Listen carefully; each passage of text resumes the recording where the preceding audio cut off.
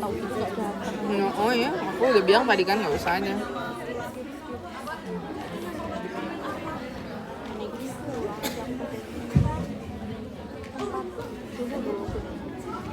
Bowo marah. Ini ya, keluar lagi ya. Enggak, marah tuh kan udah ditentukan. Misalnya hari ini kan 4 kelompok yang mendekati. Nah, kalau kelompok yang mendekati, kelompok 2 bertanya, kelompok 3 moderator, kelompok 4 apa gitu loh. Jadi itu udah moderator. Nah, kemarin tuh pas yang kelompok 1 mendekati, kelompok 2 ini nggak nanya-nanya, malah kelompok 9. Baik, ini apa aja? Ya pokoknya udah yang nanya ya menurut mereka. Terus udah nggak bener karena nggak sesuai sama urutan yang udah dibuatkan itu. Satu aja. Itu siapa sih? Nggak tahu aku. Terus akhirnya Mister. Wangi deh. Cuma gara-gara kayak gitu. Aku lagi mati ya. Dua kali dua. Emang kamu udah berapa kali sih? 3 atau 4 kali? Sumpah. Iya. Parah banget sih kelas 4 ini. Itu kasih Joker ya? Bukan nggak pernah. Never Ini met. udah wanti-wanti gitu. Tapi Java tuh keren banget loh. Kalau kayak gitu jadi wanti-wanti.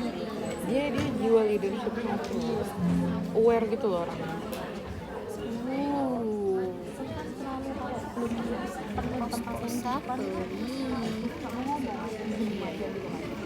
Paspor siapa ini? Girl power bukan? Nih. Sekarang pernah di depan. Enggak. Wih, bagus. Assalamualaikum warahmatullahi wabarakatuh. Selamat siang.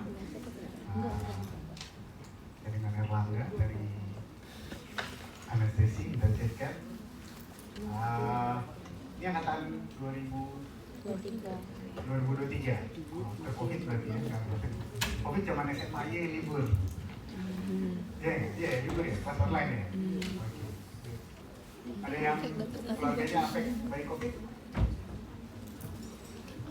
Atau kehilangan seseorang kena Covid? Nggak ada? Nggak ada? Enggak. Jarang nih, ini ada? Oh ada? Siapa deh? Oke. Saya sendiri juga kehilangan Covid juga. Cuma 1, 2. Kalau kita ada, let's say, berapa nih? Hampir 150? 1 kelas? Kalau kita kematian Covid yang berat sih less dari 4% ya, dewasa. Itu dewasa, ya. Gambarnya biasanya dewasa tua dengan comorbid biasanya. Kalau tanpa comorbid jarang yang sampai berat. Ada yang keluarganya masuk ICU dan survive karena COVID 2020, 2022. Oh ya. Diasingkan karena Covid. Gua dan bapak gua. Iya benar. Survive. Bisa keluar. Sama serama itu kan Sampai Di pulau. di pulau. Oh iya. Wah, manuk kain itu. Gimana dirawatnya? Sampai ke pulau banget. Enggak pulau nggak sih namanya? Pulau dia kan Batam, Rempang, Galang itu di Pulau Galang. Dokter Yudis sama Kita dokter harus Sandi. naik kapal dulu, enggak kita jembatan, kita punya jembatan 3 pulau itu.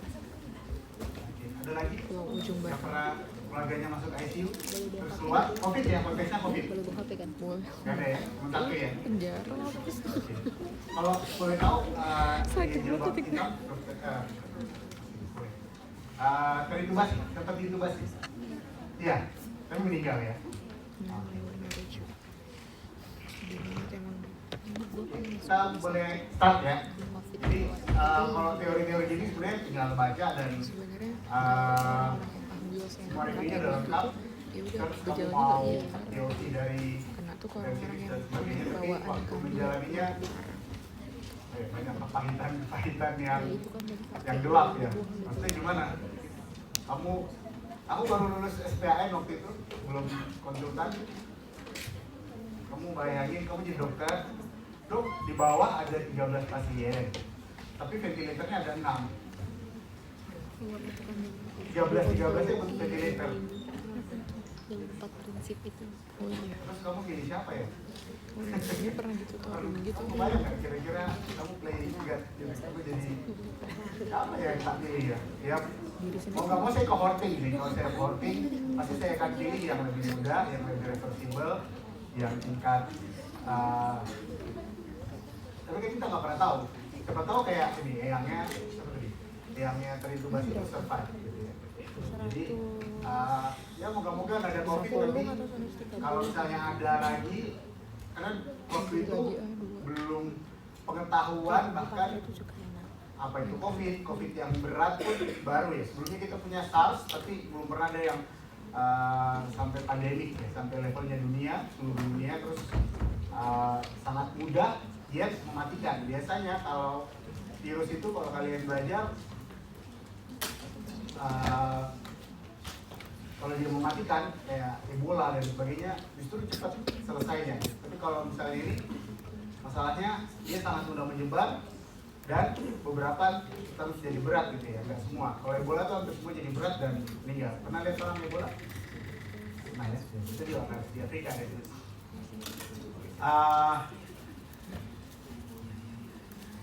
Ada yang kenal Prof. Iwan? Ketemu lah ya. Itu pasien pertama. Dan sayang sekali ya, guruku juga ya. Ya, nanti terus ya. 2019 awal Cina udah mulai rame. Di sini kita malah dagel-dagel. Tenang, orang Indonesia kebal COVID. Tenang, pakai kalung COVID. Pakai kayu putih gitu ya. Tapi akhirnya mulai 2020 awal Maret di Jakarta pasien nomor 1 COVID itu bulan Maret ya, Maret 2020. Maret 2020 ya. Sampai di ICU pertama pasien terintubasi itu Mei 2020, 2 bulan setelahnya. Dan itu berat karena kebetulan beliau ada satu komorbid ya, sehingga jadi berat. Gambarannya masalahnya kayak flu. Orang kalau imunokompeten dia kayak flu biasa, tapi begitu berubah jadi monsternya muncul semua nih. Nah, komplikasinya bisa shock, cardiac injury, aritmia, ARDS, aki, ginjalnya shutdown ya. Dari 138 gitu, totalnya 138 yang masuk ke ICU ada 36, yang non ICU 102. Jadi lumayan ya. Ada 30 dari 100, yang 40 dari 140 tuh berapa persen? Per 3 ya, per 4 30% yang masuk ke ICU. Nah yang ketemu sama saya di sini yang berat.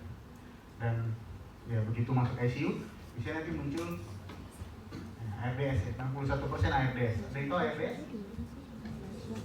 Oke. In simple word apa? Oh, kira-kira parunya terlalu busuk untuk mengambil oksigen, terlalu rusak untuk mengambil oksigen. Sehingga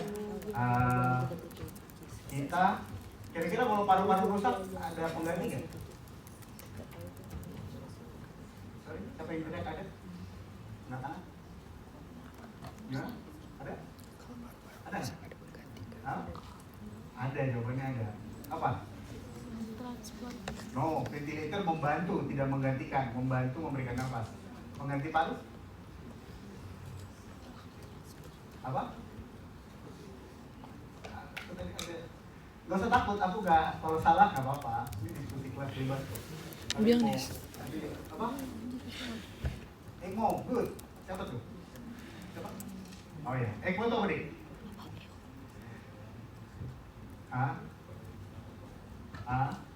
Extracorporeal membrane oxygenation. Oke, jadi paru itu bisa digantikan. Namanya ECMO. Gitu ya. Dulu orang berpikir ventilator. Ada yang pernah nonton Darth Vader nggak? Tahu Darth Vader nggak? Empire, nggak tahu ya? Nah, sekarang nggak ngerti Star Wars ya? Lihat. Itu ventilator di bawah, parunya terlalu rusak ya. Tapi itu dia masih dibantu. Yang canggih ECMO. Kita ada 2 ECMO. Di Indonesia yang pegang ECMO cuma Jogja sama Jakarta. Yang saking rusaknya paru sehingga di ECMO. Walaupun dua-dua ECMO kita meninggal, satu survive setelah parunya membaik, tapi terus ada kayak third hit, mungkin bukan second hit ya,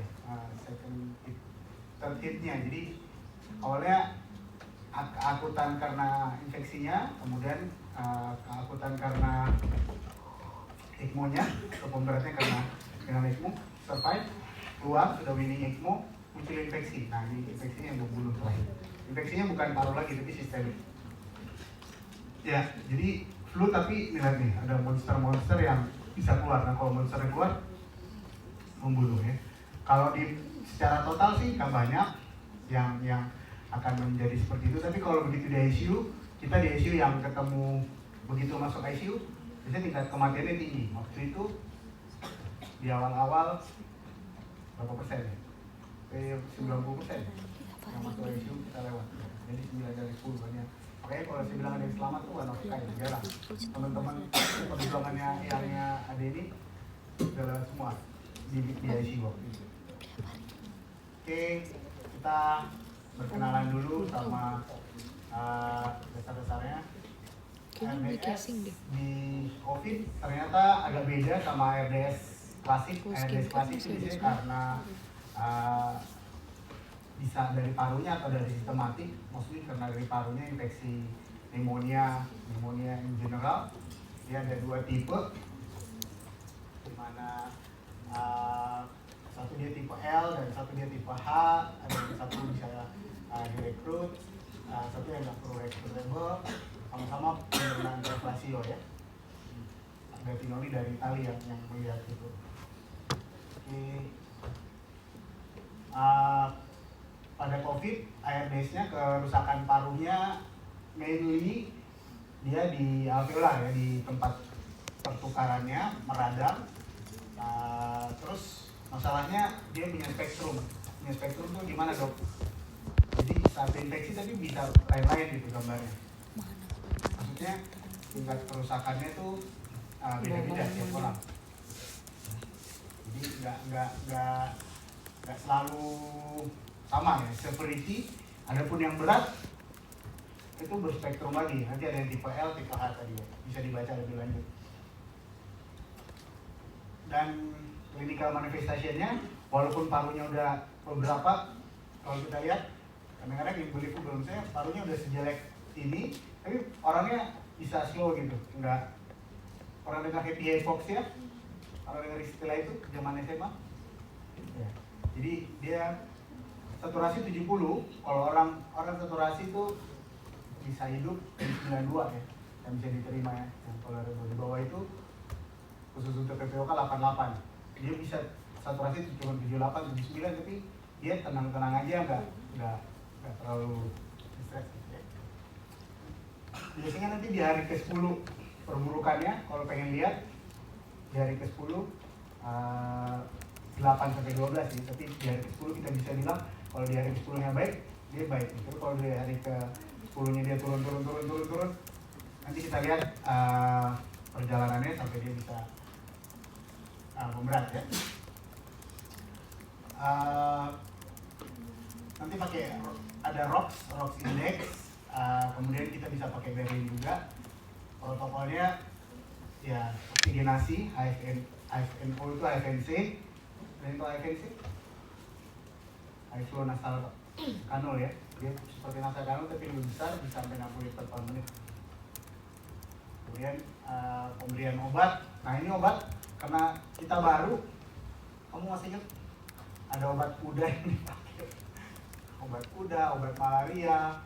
Ya kita ketawa sekarang, tapi waktu itu kalau orang udah desperado, udah desperate, daripada mati, semua udah dicoba aja. Ada yang tahu ivermectin? Ya, sempat hot waktu COVID, ya kan? Apalagi dulu dipakai macam-macam.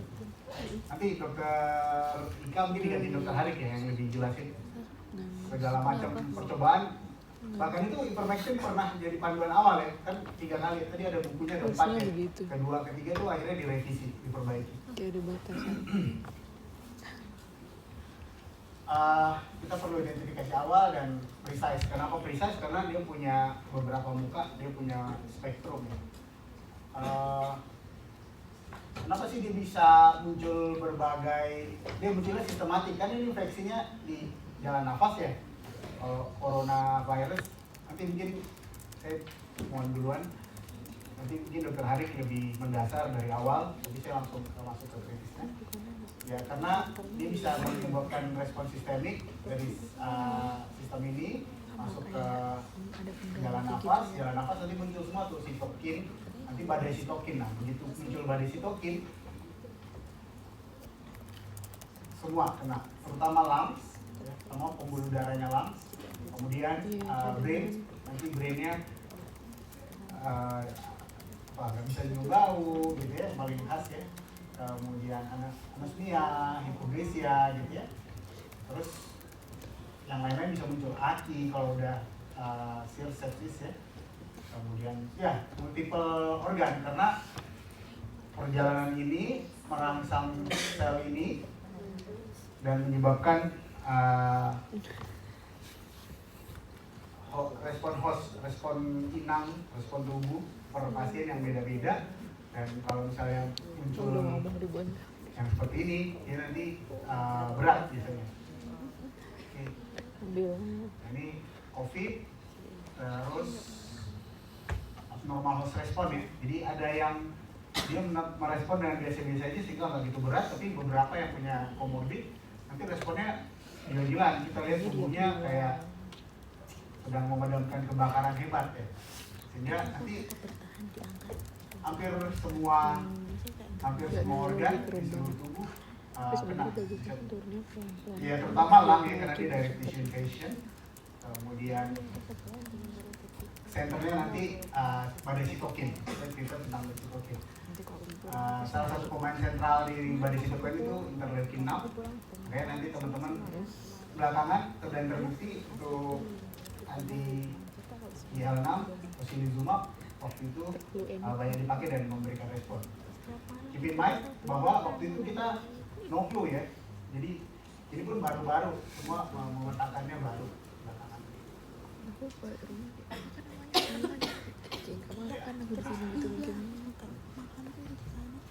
Semuanya naik hampir ya dua aktor-aktornya ya, tapi yang dapat highlight adalah yang IL-6 ya.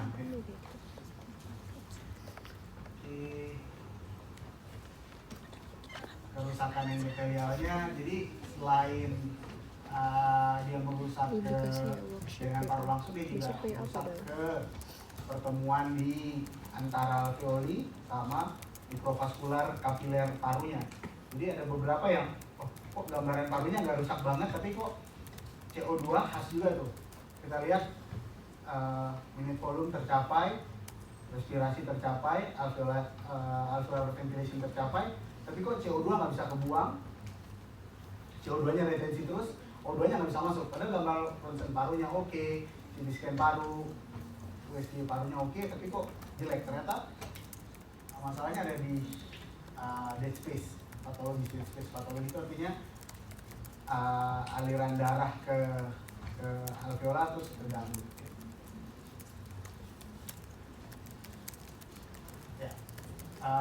Time course-nya dari acute viral infection biasanya cuma batuk pilek biasa. Ini nanti di hari ke-10 nih, hari ke-8 sampai 12. Kalau dia baik dia selesai.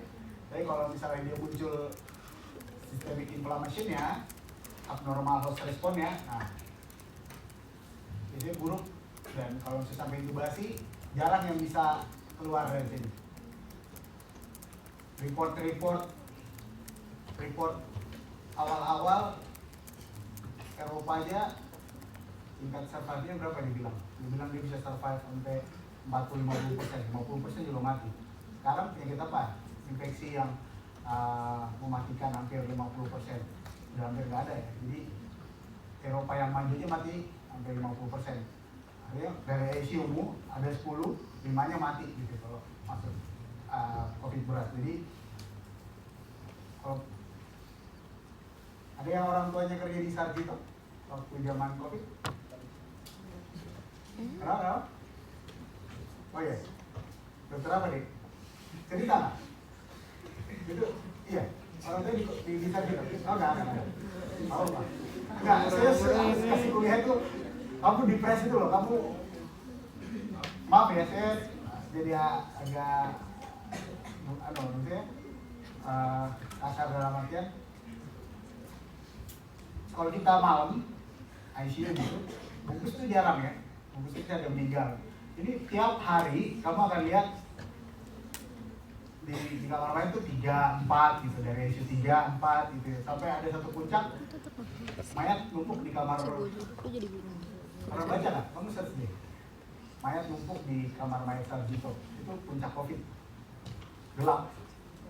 Kamu ke dokter, kamu kayak jadi useless gitu, maksudnya kok pada mati ya, kok pada meninggal ya pasienku ya, maksudnya karena waktu itu belum tahu gitu, sedangkan yang lain-lain kan kita bisa gitu ya. Begitu kamu itu kamu gelap, kamu kayak ya depresif lah, moodnya depresif ya. Untuknya bisa terlewati ya. Akhirnya mereka berkumpul coba memetakan masalah.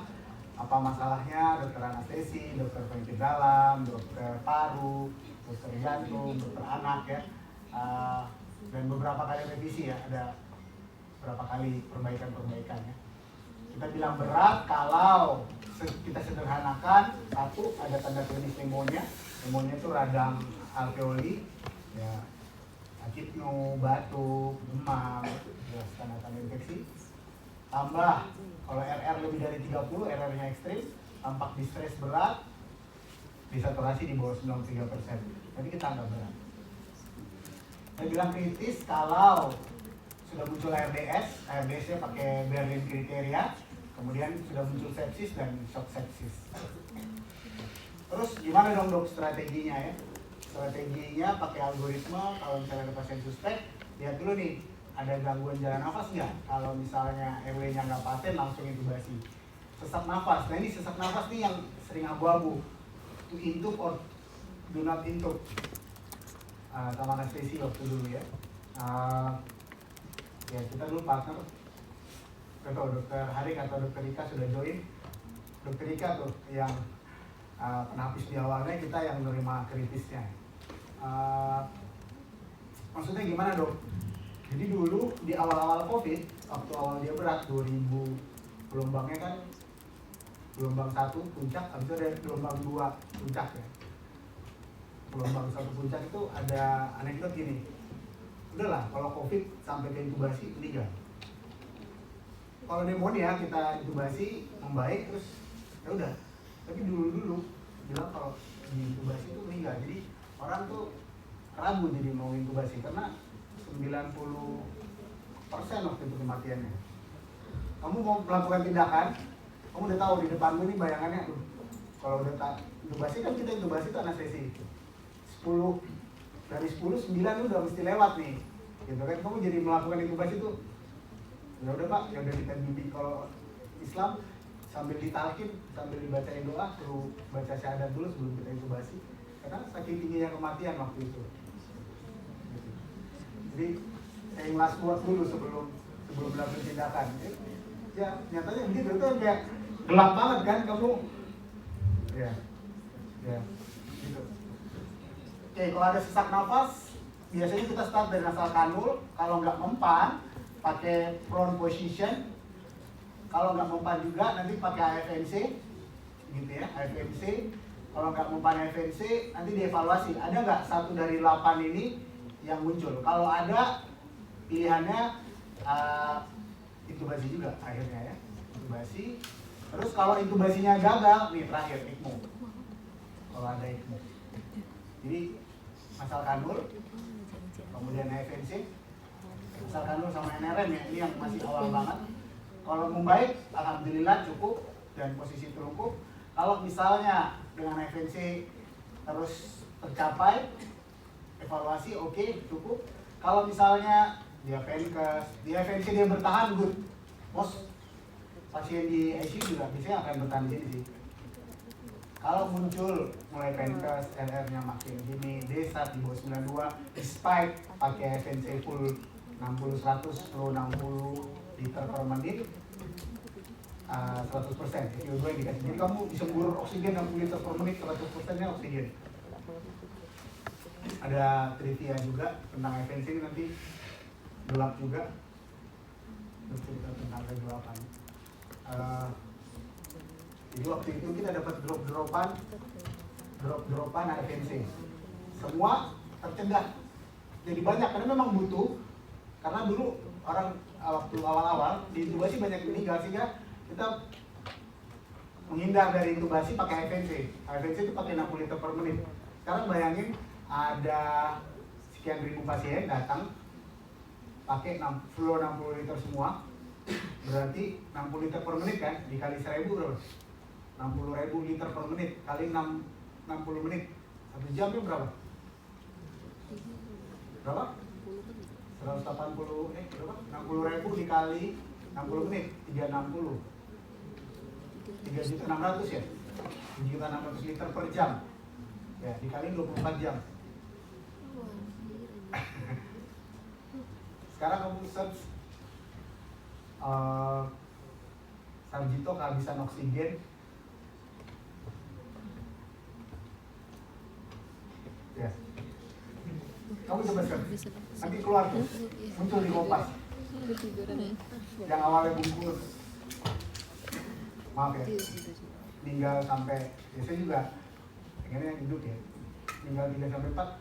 Waktu itu ada kejadian yang suplai oksigen diperebutkan nih satu dunia, bukan satu Indonesia. Ada satu waktu kita shortage satu malam ada meninggal berapa? 40 sampai 60 pasien. Ya, ada. Lanjut. Boleh search. Itu kejadiannya 2021 ya. Ada keluar nggak beritanya? Tanggal berapa tuh? Wah itu gelap. Itu aku pulang mandi nangis sendiri itu kayak udahlah daripada gila aku lebih bagus dulu ya. Ya itu saya gitu di posisi itu nanti kamu yang mana-mana nggak lagi lah ya. Lanjut. Habis sekolah itu diintubasi ya, diintubasi kemudian kalau gagal ya ada dari 6 ini 8 sorry. Kalau ada dari 8 baru kita lakukan. Tapi ini terbukti bisa mencegah intubasi dan menurunkan. Makanya orang pakai pendekatan. Kalau misalnya nasal kanul dia memburuk dan progresif, baru tata caranya oksigen NRM, kemudian FNC itu setara NIV, bisa pakai NIV juga, pakai ventilator. Terus habis itu baru kalau gagal lagi baru di. Aku mau beli casing baru lihat ya. Strateginya intubasi, position sama Kamu tau gak aku beli casing apa? Tapi nanti kamu ikut-ikut. targetnya Anak-anak banget. di atas 94, filtrasi FiO2, FNC sama Mana dia yang lihat casing aku? Steva nggak suka. 2 jam 2 kali sehari Suka pasti. dan mencegah sampai jangan sampai intubasi. Aja malas. Kemudian evaluasi Otaknya oksigen. Oksigen itu didapatkan dari FiO2 bagi FiO2 dibagi lagi nafas. FiO2 semakin rendah semakin jelek, FiO2 semakin tinggi semakin jelek, lagi nafas semakin cepat semakin jelek. Jadi pembaginya FiO2 harus semakin tinggi, pembaginya FiO2 juga harus rendah-rendah, laju nafasnya harus rendah supaya ROX indeksnya nggak tinggi. Semakin tinggi ROX indeks, semakin dekat kita ke intubasi. Nah, prediksi, kurang dari 12 jam, kuat butuh intubasi, semakin kecil, karena pembaginya yang atas yang besar ya. Kalau ROX-nya semakin kecil, butuh intubasi, ROX-nya semakin besar. Jadi kalau pendekatan 3 ini perburukan, artinya siap-siap butuh diintubasi. Ya, jangan menunda intubasi dan ventilasi mekanik. Di awal-awal ini sempat jadi debate ya, early intubation versus late, karena lagi banyak yang meninggal juga. Late terlalu buruk untuk survive. Terlalu rame. strategi nice to know, kalian belum pernah pegang ventilator ya, tapi volume tidalnya, jadi logikanya kalau orang hipoksia, darah hipoksemia, oksigennya rendah di darah gitu kan, berarti kamu harus ngasihnya lebih banyak apa lebih sedikit oksigennya? Lebih banyak kan, logikanya lebih banyak kan, caranya lebih banyak, berarti volume tidalnya lebih banyak kan, volume tidal itu volume yang kamu hembuskan ke dada-dadanya lebih banyak kan, tapi ternyata penelitiannya justru counterintuitif. Kalau kamu terlalu kencang, kan kamu pengen masukin oksigen banyak nih, banyak yang mati. Jadi dibikinlah namanya protective lung strategy. Jadi dikasihnya justru rendah. Orang normalnya 8-10, kita cuma kasih ya 4-6 cc per kilo. Jadi kalau orang berat 70 kilo berarti 70 dikali 6. 420. Ya. 420. Karena rata-rata kalau kamu nafas orang dewasa gitu 70 kilo ya kurang lebih dia bisa 600 sampai 700 cc. Jadi kita justru kasihnya lebih rendah. Kemudian ada plateau pressure itu peak. Ya, mesti aja dulu.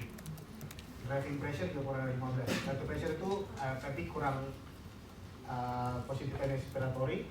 Driving pressure itu plateau pressure itu P inspirasi, di inspiratory hold akan steady, sedangkan driving pressure delta antara tekanan puncak sama tekanan positif and expiratory. Optimal peak, prone position, kalau misalnya dengan ventilator pun dia nggak bisa pakai prone position nggak bisa pakai pelumpuh otot, jadi dikasih obat supaya full knockdown, hasilnya di full knockdown, ototnya dilumpuhkan, terus di ventilator. Gagal juga ECMO. Prone, intubasi, oke. ECMO, ya ini kalau misalnya dia desat lebih jauh dengan kategori ini ya, ada kontraindikasinya. Justru pasien-pasien awal early as possible karena semakin bagus kalau dia semakin reversible. Karena ECMO ini sekali running mahal ya. Satu kali running hampir 100 juta satu kali running setnya. Jadi pasiennya terpilih, pasien tua, pasien frail, pasien kelamaan di ini nggak dipilih. Nih, pasien tua, obesitas yang berat, imunokompromis, kemudian memang udah gagal jantung, edem pulmo, jadi simply yang masuk ke ekstrakorporeal ini yang reversible. Oke. Nah, tadi ada cerita tentang shocknya juga ya, dia bisa muncul shock kalau dysregulated itu, maka pilihannya bisa beberapa shock. Nilai dulu dia shock yang mana, mostly jatuh ke sepsis, nanti pilihannya norepinephrine. Sepsis, pilihannya cairan selalu di awal, habis itu vasopresor, target MAP lebih dari 65, target urin lebih dari 0,5 cc per kilo per jam, capillary fill time, laju nadi, kesadaran di mata. Cairan, hati-hati, beberapa yang sudah overload justru tidak tepat diberikan cairan, melihat masih ada tempat atau tidak, yang namanya disebut dengan PLR, passive leg rising. Kita pengen lihat respon nggak cairannya.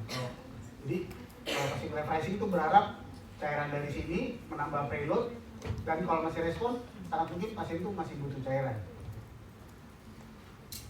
Oke, vasopresor, first line-nya norepinephrine, second line-nya vasopressin.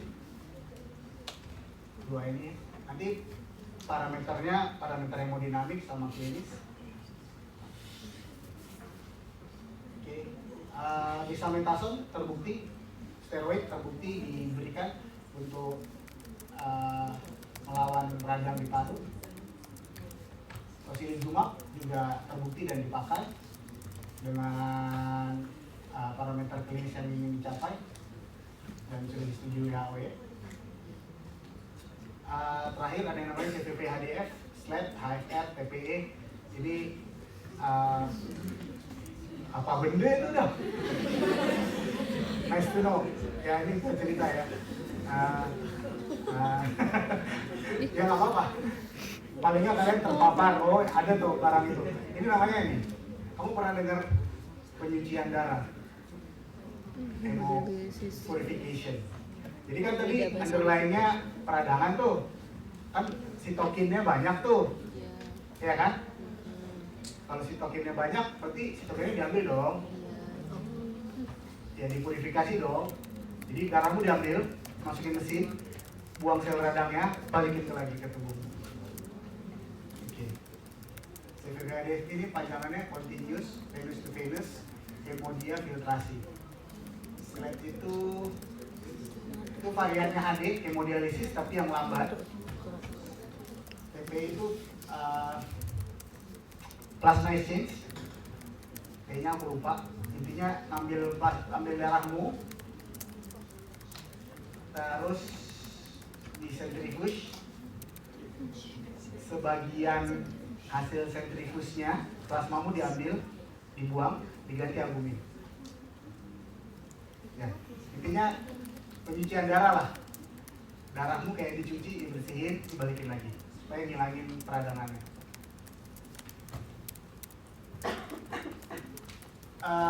Tadi kan salah satu underline-nya dia bikin emboli, mikroemboli di mana-mana. Dikasihnya juga salah satunya anti koagulan ya. Ya ini bisa enosalparin, jadi supaya nggak clotting. Kenapa dia clotting? Kenapa dia procoagulable? Karena ya dia radang, kondisi radang, terus gampang terjadi mikrotrombus ya. Supaya mikrotrombus nggak terjadi sudah dikasih heparin. Farmakologis nanti mungkin dokter Harik dan dokter Ika dan dokter Egi yang lebih ahli ya. Tapi patokannya kalau dari buku panduan tetap dikasih, ini kata udah berubah lagi kayaknya. Soalnya berubah-berubah. Dulu sempat Tamiflu, kemudian berubah antivirus yang dipakai itu macam-macam ya. Tapi yang terakhir saya tahu remdesivir kalau nggak salah. Remdesivir atau favipiravir, remdesivir. Yang lain sportif, vitamin C, vitamin D dikasih ya, ada yang kasih zinc juga. Tapi kalau yang patokan panduan, jadi panduan itu dibikin dari bukti-bukti yang ada, disepakati konsensus oleh tadi penyakit dalam, anestesi, kardio, anak, paru. Pilihannya ini antikoagulan, dexamethasone, anti-interleukin, antibiotik kalau misalnya dicurigai ada infeksi tambahan. Ini yang oseltamivir, tambahan ya, antibiotik, AHD, ivermectin. Apa ada SPP aja? Ada nggak Pernah sih? dipakai SGP aja. N-acetylcysteine, Entum. uji klinis, nggak tahu udah selesai, belum sih udah selesai ya. Antibody monoklonal ada juga yang pakai, kemudian dulu bahkan sampai kalau ingat terapi stem cell bahkan karena udah spray. Pada saat itu obat belum ditemukan, artinya proses juga masih tanda tanya. Daripada meninggal terus ada yang nyobain stem cell macam-macam. Plasma convalescence sempat juga dicoba plasma convalescence, tau nggak? Orang sembuh udah punya serum, udah punya antibodinya, dipakai ke orang. Jadi saking desperate-nya juga nyari obat gitu ya. Cukup ada diskusi. Mohon izin dong, Dokter Harik sudah join. Mungkin saya izin mendahului kalau sudah. Maaf mengambil 40 menitnya. Kemudian